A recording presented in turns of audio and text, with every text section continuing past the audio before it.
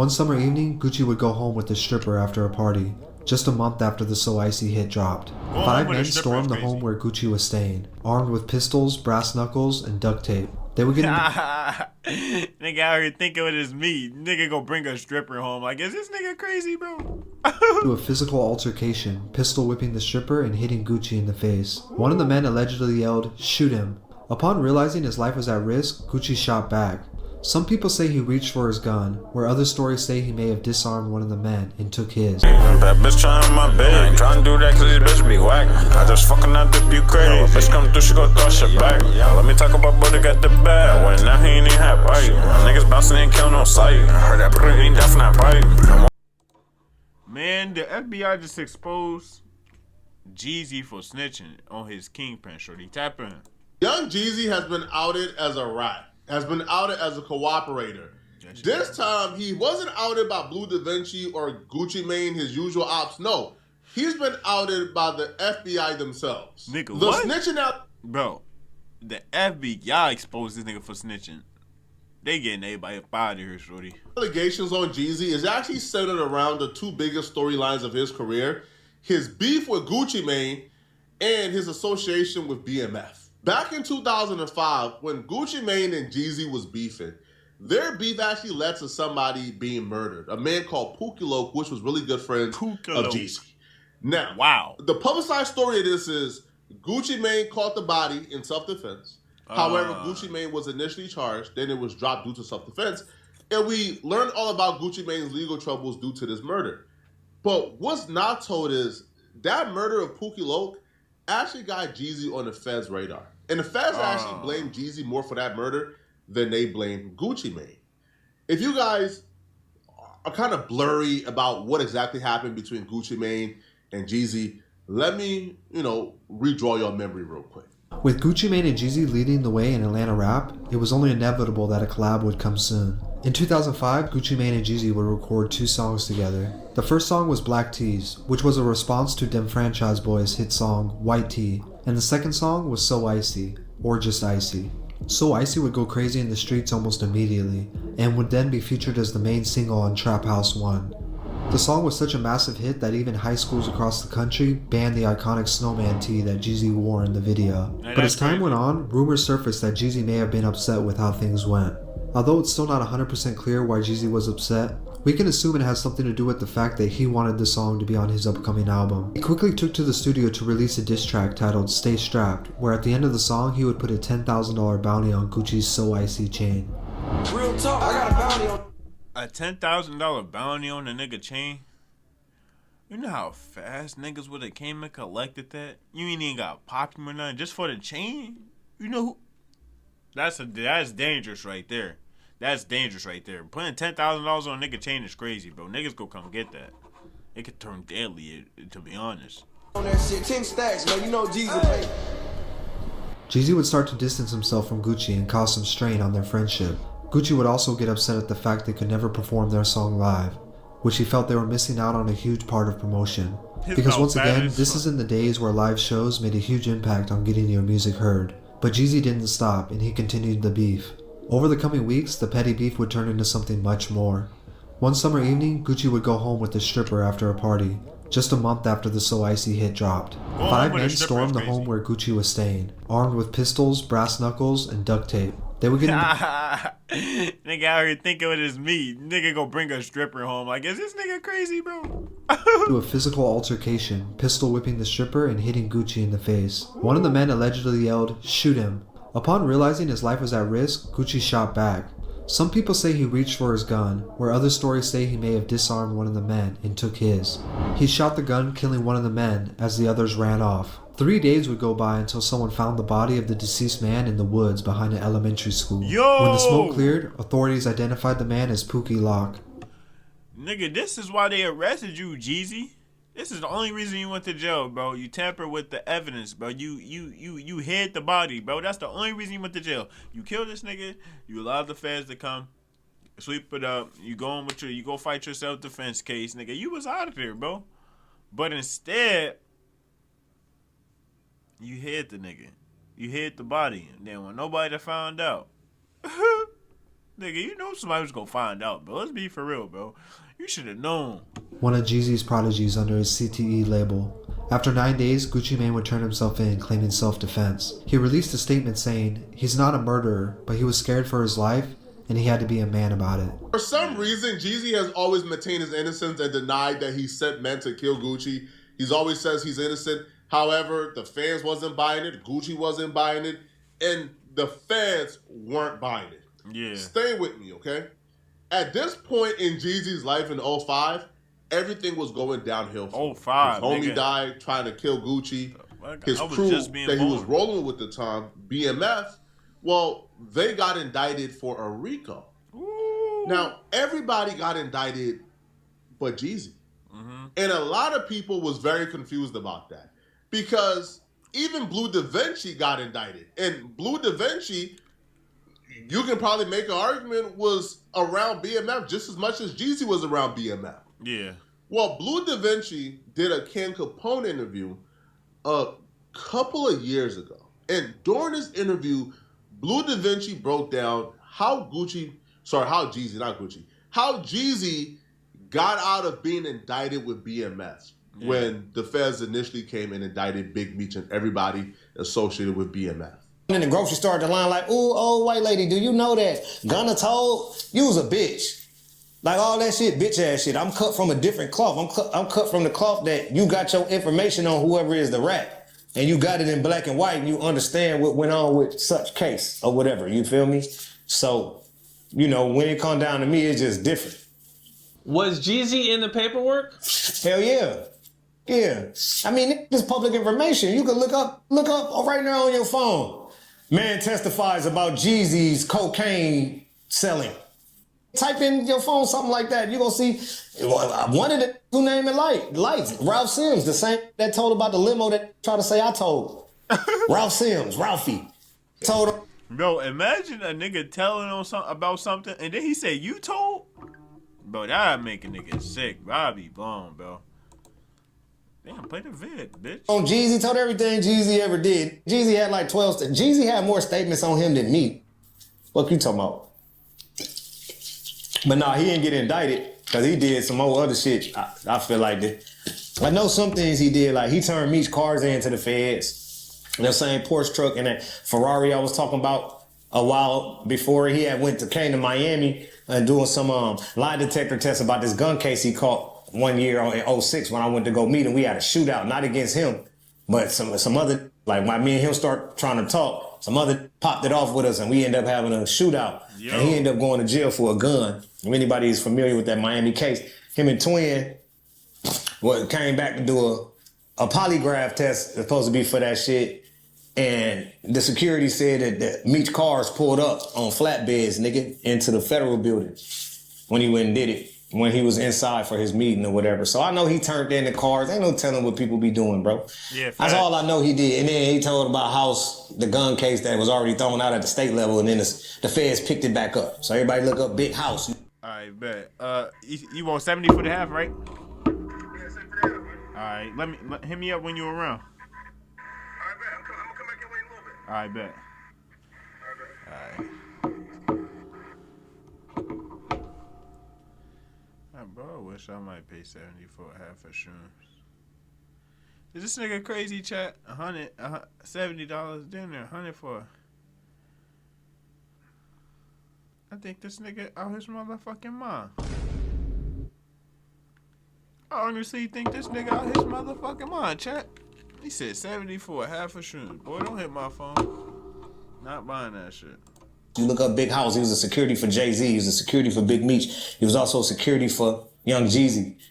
Yeah, Jeezy put the people on his ass, and he'll let you know, if you look him up, he talking his story, and you know, you got all these people with these accounts of these people that's out here. Sorry, y'all, I just be the bearer of bad news because 10 years go by and people act like they ain't never heard nothing, don't know nothing. Like, hold on, the selective politics shit gotta stop. Yeah, if you look at that BMF indictment, they were indicting people, I'm talking about at the low level, just an association. Right? Now that's crazy. Imagine getting locked up just for association with them niggas, bro. I'd have been sick. Yo, you was claiming BMF? Rico. Yo, there were people on that case who did like 2 years or 3 years. for like low level involvement with BMF. Yo. But Jeezy, who was with BMF on a daily basis, was not charged. Now, that's crazy. This story has been told by Blue Da Vinci and other members for years, but because they are at a point in their careers where they aren't as successful as Jeezy, it's always been looked at, man, they hating.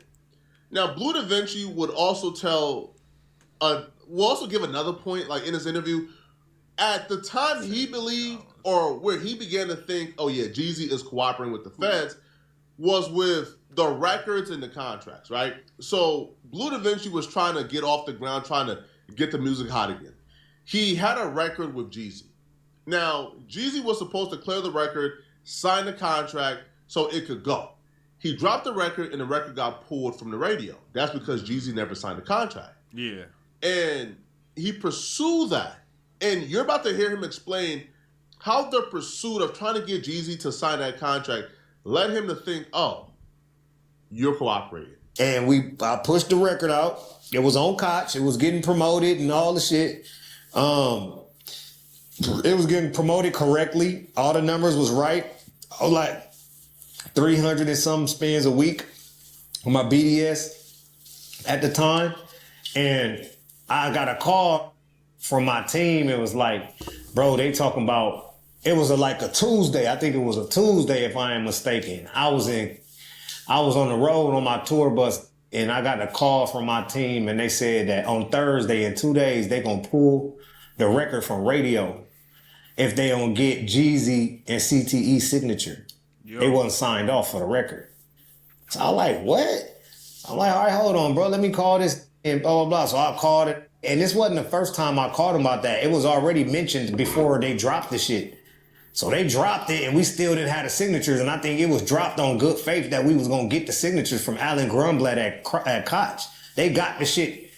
They worked it out with Clear Channel or whatever. So, you know what I'm saying? So the record could stay up there and they was telling them that they going to have the paperwork or however it went. But them motherfuckers, I called Jeezy. He swear up and down to God in heaven. He signed off and all this shit. But I had my signature. Swear to God, to heaven, all that. This nigga lying, buddy. What the fuck? Then my signature for BMF Entertainment as the owner. Then we had Alan Nim's signature from Koch. Then we had John Jackson, which is a fabulous name as an individual, fabulous, the artist. Then we had Skane and Clue for Desert Storm was signed off. I had those signatures. I saw them with my eyes. And I think I had, at this time, was Jay Brown's signature from Def Jam. He was the vice president of Def Jam at that time. I believe his signature was on my record for Def Jam. He gets tired of calling Jeezy because Jeezy is clearly giving him the runaround. He don't understand why Jeezy don't want to clear the record. Yeah. So he tells Jeezy, I'm going to pull up on you. Now, when he pulls up on Jeezy, when they're talking, an altercation broke out and a shootout happened. They never really got to finish their like conversation.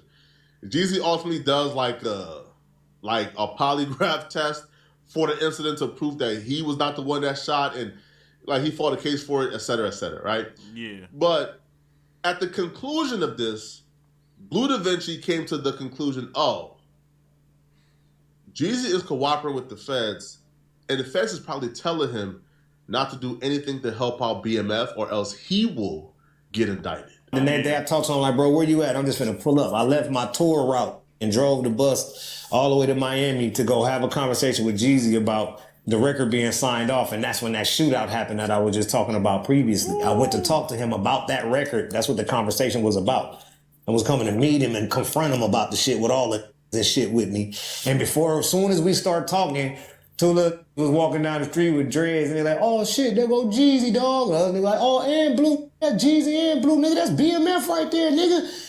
Oh, bro, let us get a picture. And then my little cousin twin, big twin, he like, yo, oh, nigga, they ain't taking no picture. You see they trying to talk, so the little, like, then. And then the twin fired him, boom. And that's what started that shit that ended up. Oh, so these niggas got into an altercation with some fans because they wanted to take a picture? That's like, bro, you ain't have to be disrespectful to the fans, bro. You could just said, bro, I ain't in the mood right now, bro. I'm trying to get something handled right now, bro. It's like, you know, could have been respectful with it. Niggas being niggas, bro. I don't even know what to say. Up to the shootout, and me and him never talked about the record right there, because that fight turned into a shootout, turned into we all ran, turned into Jeezy got locked up for the gun, and then later on Jeezy went back to have a polygraph test about that situation. That was all about that day. I went to meet him to talk about why he didn't sign off on my record with me, him, and Jeezy, and they pulled it from the radio.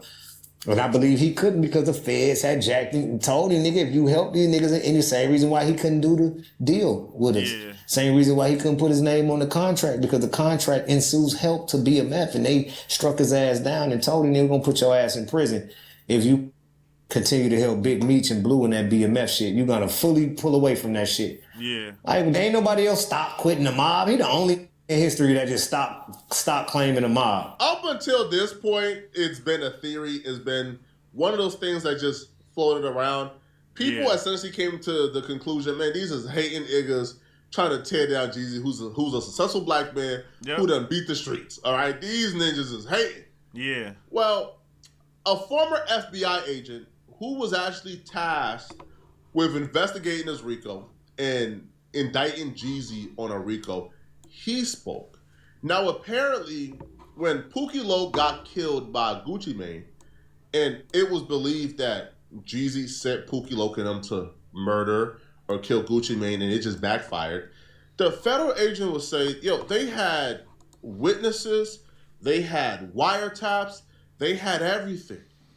They were seconds away from indicting Jeezy on a clear-cut, open and shut Rico for the murder of Pooky Loc. Kind of like how they did with YFN Lucci, where YFN Lucci went sliding on the ops. His homies hop out, start shooting. The ops shot back. The homie died. They charged YFN Lucci with a Rico for his homie's murder. They was going to do the same with Jeezy. But the FBI agent would say something very odd happened that stopped all of that. Yeah, I'm not going to say the guy's name because he's pretty famous. And I ain't never seen a nigga look so much like a fucking FBI agent, police officer, whatever the hell this nigga is, bro, in my life. He looks like a police officer, bro. I ain't never seen nothing like it. Bro, tell me I'm babbing, bro. I know I ain't tripping. He looks like he's in the FBI. You can look at him from the corner of your eye and be like, oh shit, the feds around this joke. and to be fair, he was never charged with a crime. But we had these two rappers in Atlanta in the early 2000s, and they were beefing with each other, trading diss tracks, the whole thing. Then rapper number one, the famous one, orders his goons to go beat up rapper number two and steal this gaudy gold and diamond necklace he wore. Bro, he said he's not going to give out the names, but give the details that everybody knows. You didn't have to say no name, man. In all of his videos, and that's where it got interesting. The goon squad shows up at rapper number two's place. He pulls a gun and starts shooting. One of the attackers gets hit, makes it about 200 yards away from the house before he drops dead. Rapper number two is arrested for murder, but it's dismissed as self-defense. And the real criminal here is rapper number one, who ordered the violent act that got his man killed. I had the phone records and two witnesses prepared to testify for what would have been a rock-solid Rico murder case. But for reasons that were never explained to me, the U.S. Attorney's Office declined prosecution, and rapper number one went on to have a phenomenally successful career. Oh well, win some, lose some. Obviously, he's implying that Jeezy told, because the feds just abruptly abandoning their plans. Yo, I mean, you said it, I didn't. Nigga, if I'd have seen this nigga, bro, you should have known the feds was in this joint. Look at him, bro. Look at him, bro. Straight fad work, bro. You know. That shit crazy, bro. It is, bro.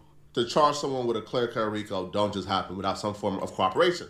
However, in the comment section, he only liked and responded back to two comments. The first comment he liked and responded back to was Jeezy and Gucci. And he says, I mean, you said it, I didn't. Playing it coy. Yo. The other comment that he responded back to and liked, also playing it coy, was, well, the BMF theory. Somebody commented, so Jeezy cooperated with the feds on Meech, so when this happened, he got a pass. That was what was being implied. Like, come on, bro. Why do y'all pick and choose who y'all call rats, bro? Like, honestly, bro. Y'all pick and choose who y'all call rats, bro. That's why the streets is dead. They do that now. They pick and choose who they call a rat. Knowing damn well. In the video. And by imply, I mean the FBI agent knows exactly what happened. He knows exactly what the theory is. And he knows this is the truth. And he responded back and liked it. And he says, interesting theory. I guess now we have our answer. I guess now we know why Jeezy was never charged when BMF was charged, even though literally any and every... Yeah, bro, this shit crazy, bro. These niggas, bro, is tripping. And they pick and choose who they want to call a rat is diabolical, bro. This is a grown-ass man, bro. Like, comment, subscribe, though. Tap in, shorty.